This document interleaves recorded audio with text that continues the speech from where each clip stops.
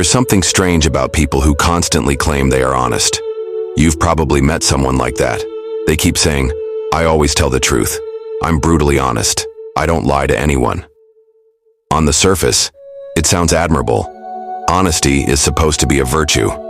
But if you look closer, if you observe carefully, you might begin to notice that the person who insists on being the most honest with others is often the one who lies the most to themselves. Why is that? Why would someone who prides themselves on telling the truth actually be deeply dishonest inwardly? Krishnamurti would say that truth isn't just about words. It isn't about declaring facts or exposing flaws in others. Truth is about perception. It is about seeing what is real without distortion. And the greatest distortions don't happen in conversations with other people. They happen inside our own minds. Think of the times you've heard someone brag, "I just say it like it is, I don't care what people think." Notice the tone behind that statement. It often isn't about truth at all. It's about ego. It's about creating an identity of being honest, of being fearless, of being superior to those who are supposedly fake. But truth doesn't need to shout. Truth doesn't need to boast. It doesn't demand recognition. So when someone keeps repeating, "I am honest, I speak the truth," we should ask, who are they trying to convince? Others or themselves? Lying to oneself is far more dangerous than lying to others. If I lie to you, maybe you'll catch me, maybe you won't. But if I lie to myself, I build a wall around my own perception. I blind myself from reality. That blindness makes me suffer, and it spreads suffering to those around me.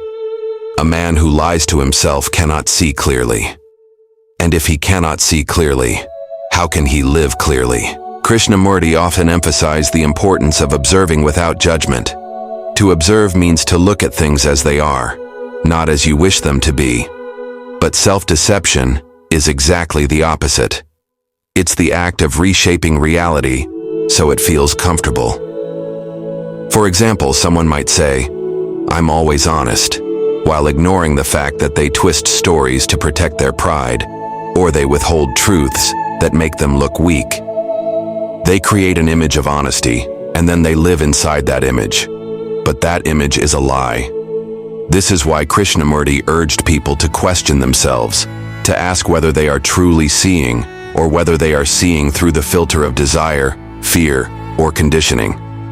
To see truthfully is not easy. It requires humility. It requires silence. It requires an end to the constant storytelling we do about who we are.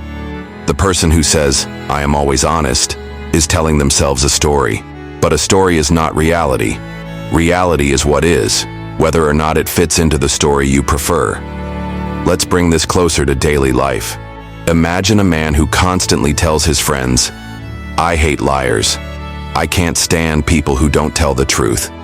He prides himself on being blunt, on never sugarcoating his words. But at home, he refuses to admit his marriage is falling apart. He convinces himself that everything is fine. He tells himself his anger is justified, his frustrations are normal, his neglect is nothing serious. He lies to himself every day, even while claiming to be a man of honesty. Do you see the contradiction? Or take another example. A woman who says, "I am always real. I don't wear masks like other people." And yet, every morning she puts on a performance of confidence to hide her deep insecurity. She says what she believes people want to hear, but tells herself she is just being polite. She pretends she is free of fear, but her whole life is shaped by fear of being rejected. She too is lying, not to others, but to herself. So the paradox is this: the louder someone declares their honesty, the more suspicious we should be of their inner truthfulness. Because real honesty does not need a label. It is a way of being. It is revealed in silence, in how one listens, in how one faces oneself without escape. Krishnamurti said that truth is a pathless land. You cannot arrive at it by walking along a road built from your own beliefs, declarations, or identities. To see truth, you must drop the pretense, and that includes the pretense of being always honest. Now, what does it mean to lie to oneself? It means to escape from fear rather than face it. It means to invent stories about why you are angry, why you are jealous, why you are lonely.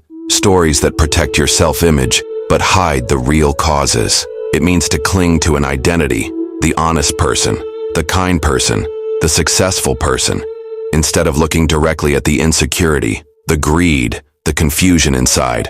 When you tell yourself these stories long enough, they become your reality.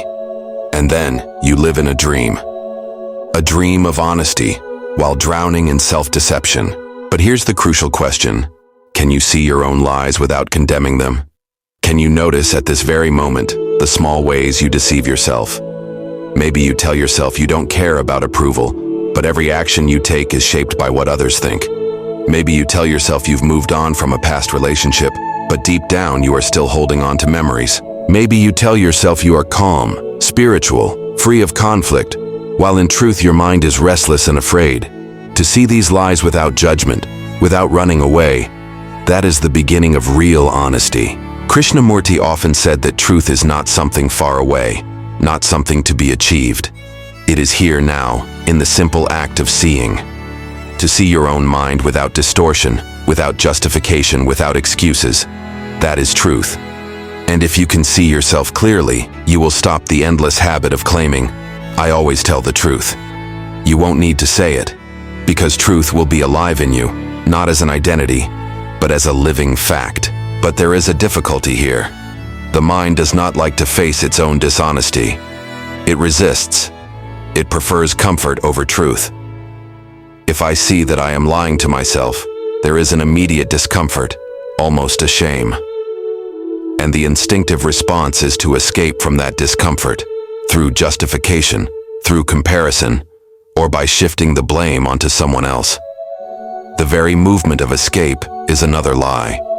So the cycle of self-deception continues. Think about how often people hide behind phrases like, "I'm just being honest," when in reality they are using those words as a shield for cruelty or insensitivity. They convince themselves they are truth-tellers, but what they are really doing is protecting their own aggression. In those moments, honesty becomes a mask for violence. And when the mask is worn long enough, even the wearer believes it is real. That is the danger of lying to oneself. It is so convincing that you no longer know it is a lie. Krishnamurti would say that awareness is the key. Not discipline, not effort, but simple awareness. To be aware means to look directly at yourself without running away. It means noticing the moments when you say one thing, but feel another. It means catching yourself when you tell a story about who you are, and then pausing to ask, is this story true? Or is it just something I want to believe? That question, asked in silence, can cut through the deepest illusions. There is also another layer to this. The person who loudly declares their honesty is usually desperate for certainty. They want to cling to something solid about themselves. At least I am honest. But truth, real truth, has no certainty. It is not fixed. It is alive, changing from moment to moment, because life itself is constantly moving. To insist, "I am always honest," is to freeze a living process into a rigid statement. And in that rigidity, there is dishonesty. Imagine someone standing in front of a mirror but refusing to look clearly. They tilt their head, squint their eyes, adjust the light, anything to make the reflection look flattering. That is what self-deception is like. We avoid the raw image. We adjust reality so it doesn't disturb the picture we hold of ourselves. And the tragedy is that, in protecting that picture, we miss the beauty of seeing what is truly there. Even if it is uncomfortable, even if it is painful, that direct seeing has a clarity that no comforting story can provide. Now, you might ask, why does it matter? Why not let people live in their illusions if it makes them feel good? The answer is simple. Illusions never last. They break down in the face of reality. And when they do, the pain is far greater than if we had faced the truth from the beginning. A man who tells himself his anger is righteous will one day face the destruction that anger has caused. A woman who insists she is fearless will one day be crushed by the weight of fear she has denied. The cost of lying to oneself always comes due. This is why honesty with oneself is so rare and so valuable. It requires courage to sit quietly and see your fear without escape. It requires humility to admit, yes, I am jealous, without covering it up with explanations. It requires silence to watch your mind as it invents excuses, and then gently set those excuses aside.